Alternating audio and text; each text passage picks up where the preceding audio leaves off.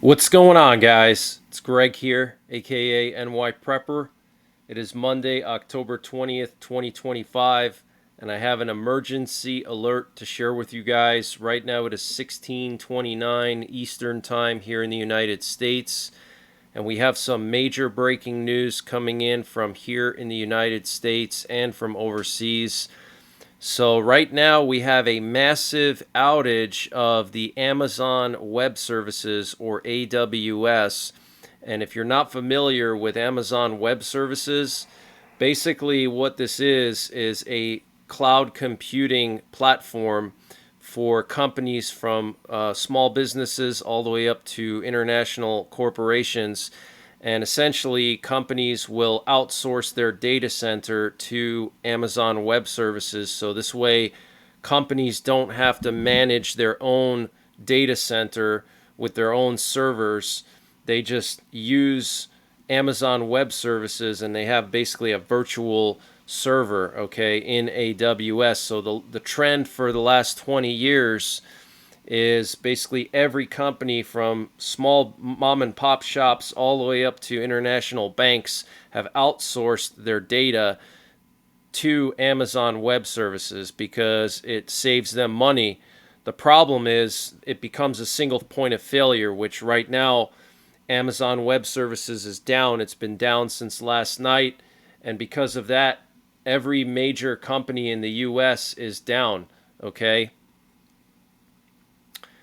So what you're looking at here is the Down Detector website, and you can see all these major companies and apps have outages. You can see Snapchat, Amazon, Venmo, infrastructure, Reddit, Alexa, Roblox, Battlefield, Verizon, Ring, Ancestry.com, EA Sports, Kick, Delta Airlines, Zoom, T-Mobile, Microsoft Outlook, which is for email, DoorDash, Lyft, Microsoft Office 365, Apple Music, Roku, and it just goes on and on and on because every single company has outsourced their data to Amazon, okay, and that has become a single point of failure now.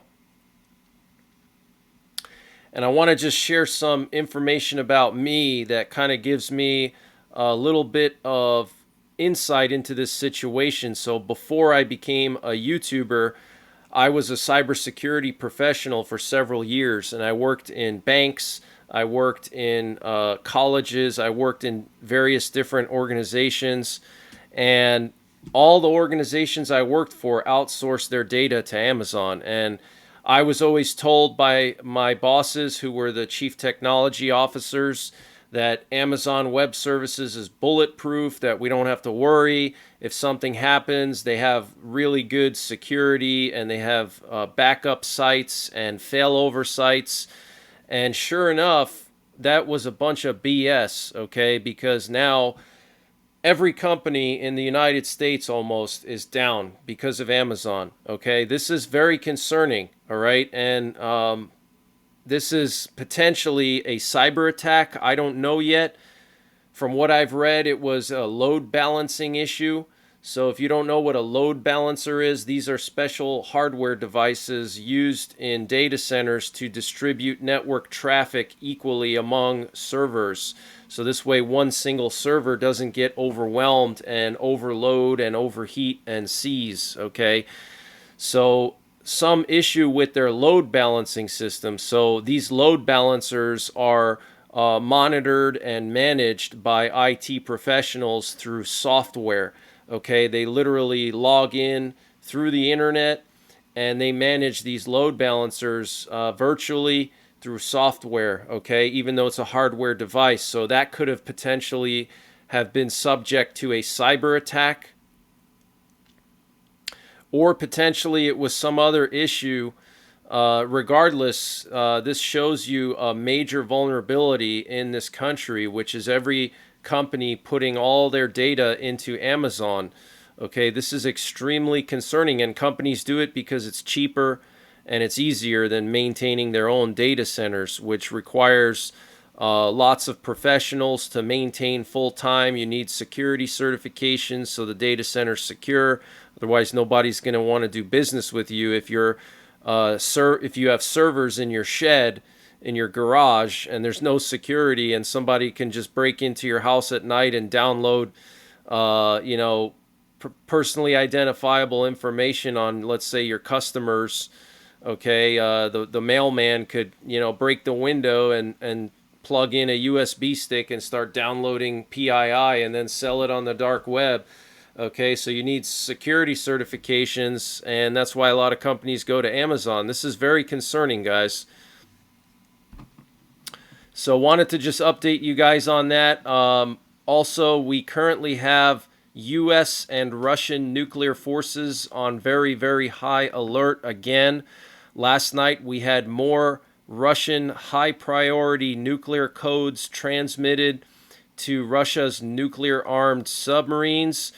And right now, this afternoon, we have a U.S. high priority recon plane, a combat sentinel, that did this interesting path. It flew all the way down to northern Florida for some reason, and then it turned around and went back up to Nebraska, where it took off from Stratcom headquarters. This is very unusual. These planes send intelligence directly to the president and our top generals.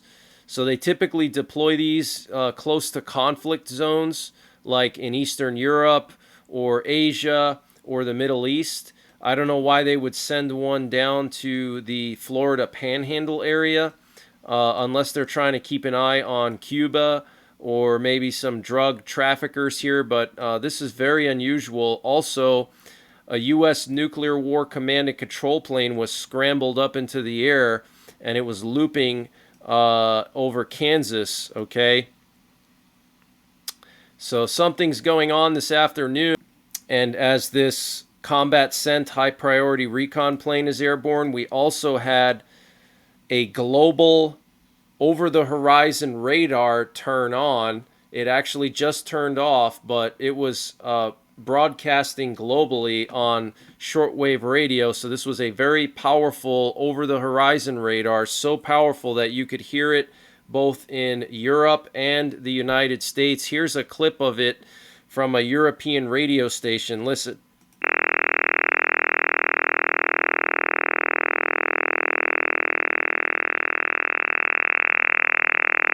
So this was from Western Europe, and then here's from the east coast of the U.S.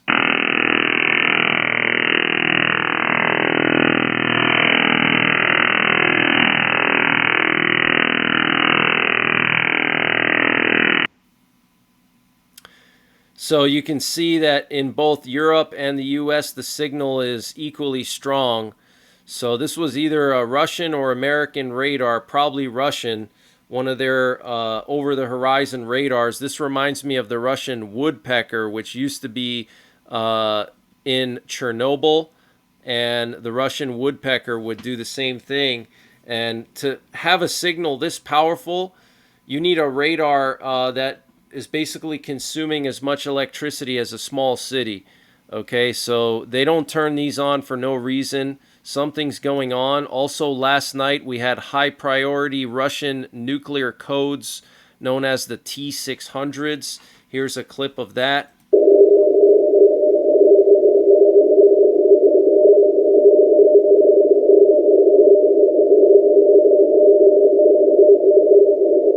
So this is a type of Morse code that is sent out to Russian nuclear armed submarines.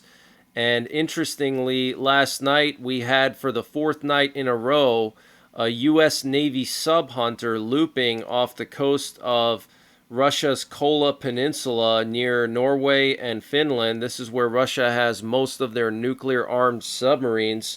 So very, very concerning. Something is definitely brewing. And the Kremlin has shot down Trump's proposal to freeze the lines, the front lines in Ukraine. Moscow's position regarding the possibility of pausing hostilities along the current front lines in Ukraine has not changed, Kremlin spokesman Dmitry Peskov said today.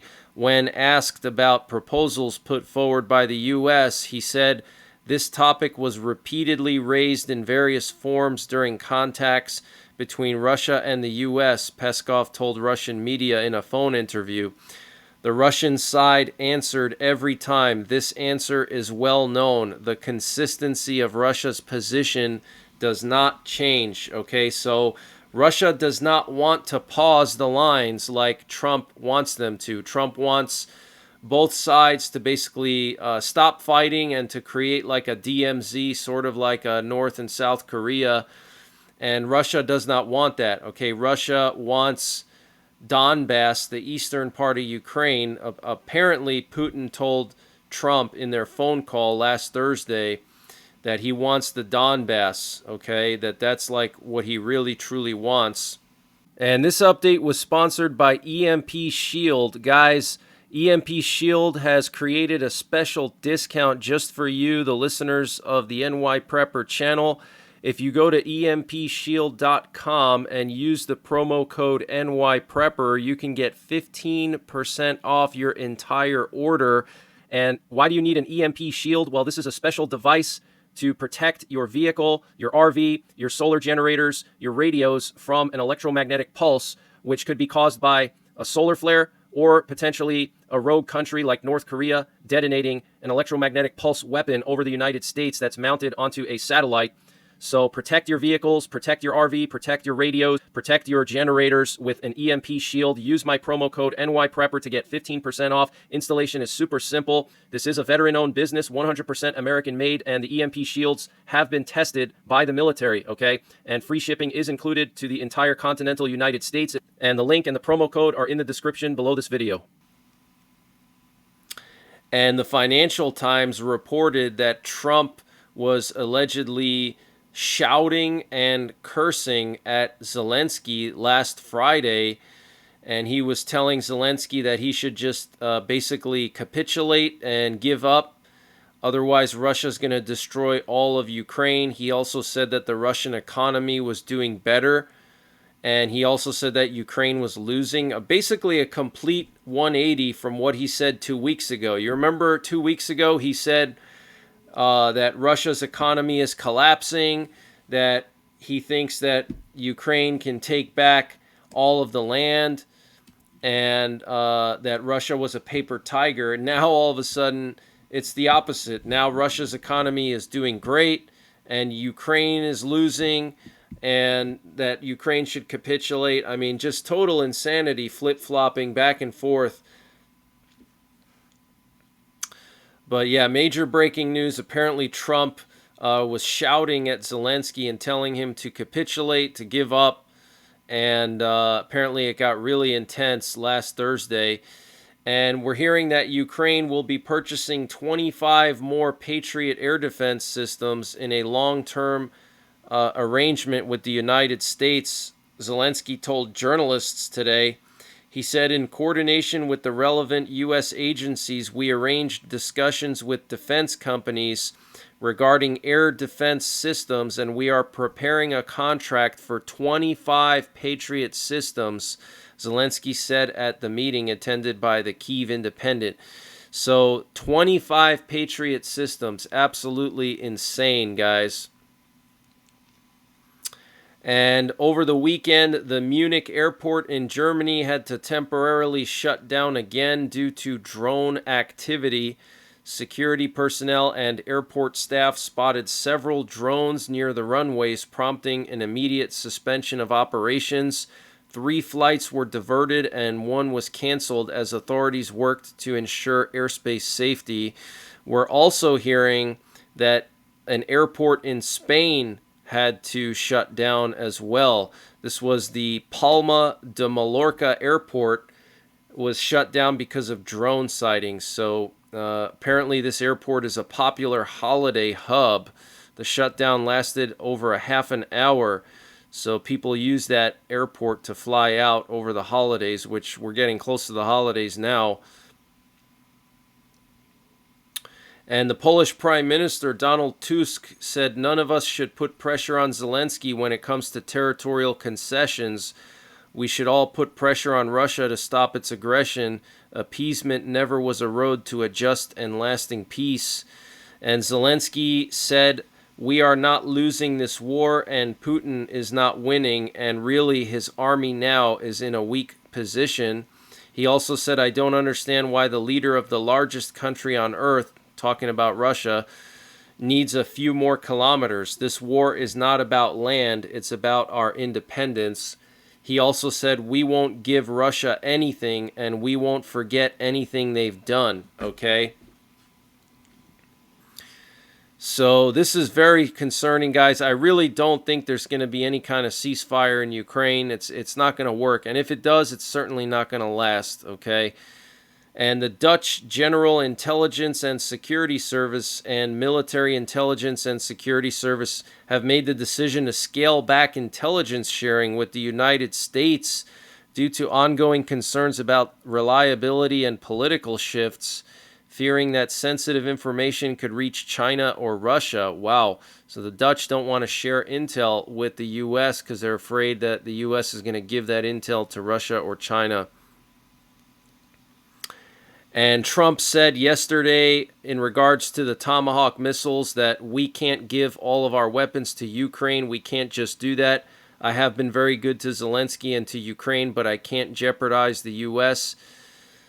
So very interesting. And then Trump also said with regards to the territories that Putin has conquered in Ukraine, Trump said he will take something. He has one certain property, okay?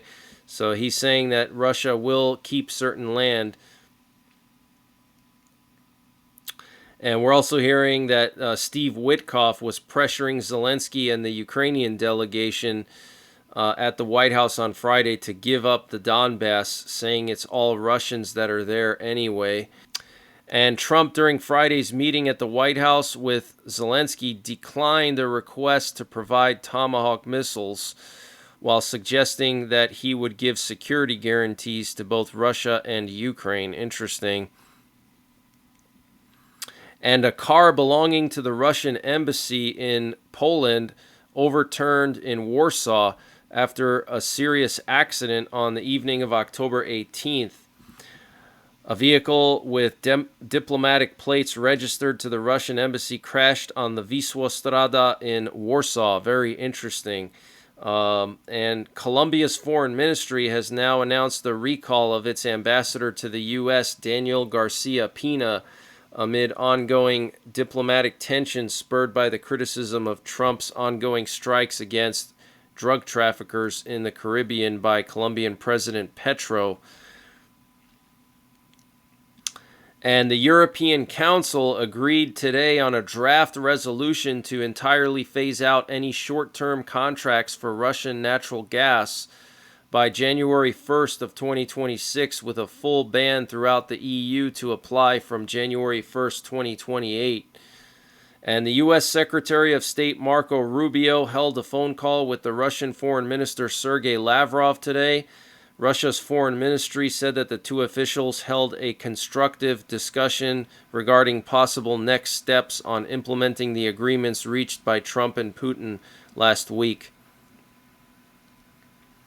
And on October 19th, the first images were released showing a Chinese intercontinental range heavyweight stealth bomber in flight, representing a major landmark in efforts to expand the reach of the People's Liberation Army across the Atlantic and potentially into the Arctic. Satellite footage from an Air Force test base near Milan in Xinjiang province provided a first look at the aircraft in mid-June, with its size being comparable to that of the American B-2 strategic bomber, or stealth bomber actually. Both have wingspans of around 52 meters, making the new Chinese aircraft considerably larger than the B-21, which is the replacement to the B-2s. That's the new stealth bomber, which only has a 40-meter wingspan.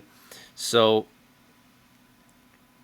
very interesting. So China's new stealth bomber, basically a copy of ours, was seen in flight in China. Pictures taken of it in flight. Very concerning. Taiwan purchased 400 Harpoon missiles from the U.S. for its coastal defense system. The Harpoon missile is an American short-range anti-ship cruise missile. Wow, so 400 of them. Absolutely insane. And what you're looking at here is a U.S. missile detecting and tracking plane that left the Asia region and flew to Alaska. So they must have had this thing deployed there to monitor the Korean Peninsula for any missile tests. And here we have a U.S. Ohio class sub that left its base in Bangor, Washington last night. This is very interesting. So a U.S. nuclear-armed sub going out to sea. I don't know if this is just a normal rotation, because typically they keep half of them in port and half of them out at sea. So they rotate them so they can get maintenance and replenishment of supplies. But it's possible this is just an extra deployment, that they sent another one out to sea because of tensions with Russia.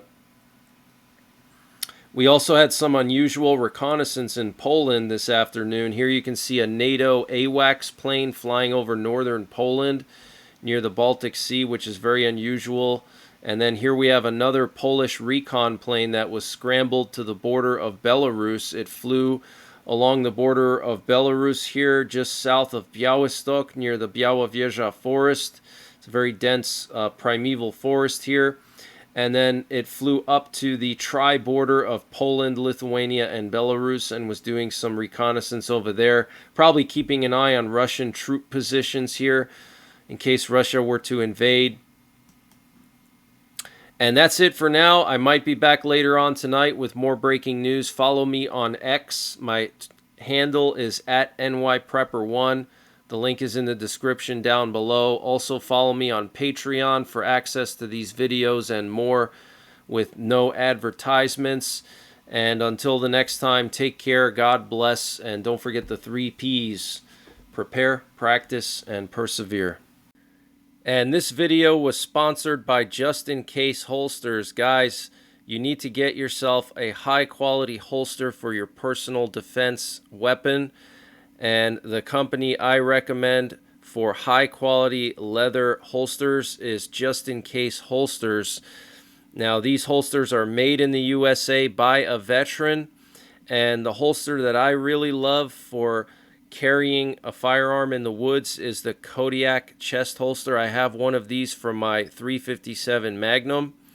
And the leather is really thick, really heavy duty, really beautiful.